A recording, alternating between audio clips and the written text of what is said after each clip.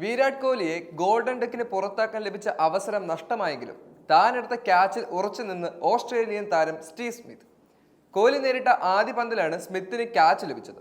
Scott Boland എറിഞ്ഞ പന്ത് കോഹ്ലിയുടെ ബാറ്റിൽ നിന്നും എഡ്ജ് എടുത്ത് സെക്കൻഡ് സ്ലീപ്പർ നിൽക്കുകയായിരുന്ന സ്റ്റീവ് സ്മിത്തിന്റെ കൈകളിലേക്ക് എത്തുകയായിരുന്നു.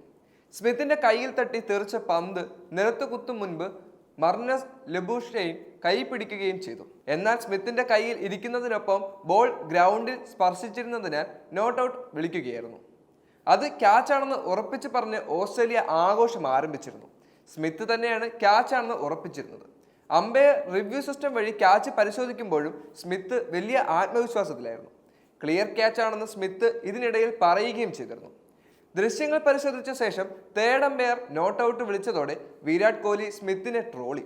സത്യമാണോ കറക്റ്റ് ക്യാച്ചാണെന്ന് എന്നാണ് കോഹ്ലി ചിരിച്ചുകൊണ്ട് ചോദിച്ചത്. അതേസമയം ഉച്ചഭക്ഷണത്തിനായി പിരിഞ്ഞ സമയത്ത് സ്മിത്ത് തന്റെ ക്യാച്ചിനെ വീണ്ടും ന്യായീകരിച്ചിരുന്നു. ക്യാച്ച് എടുക്കുമ്പോൾ തന്റെ കൈ പന്തിന് താഴെ ഉണ്ടായിരുന്നുവെന്നും എന്നാൽ അമ്പയറുടെ തീരുമാനത്തെ ബഹുമാനിക്കുന്നുവെന്നുമാണ് സ്മിത്ത് പറയുന്നത്.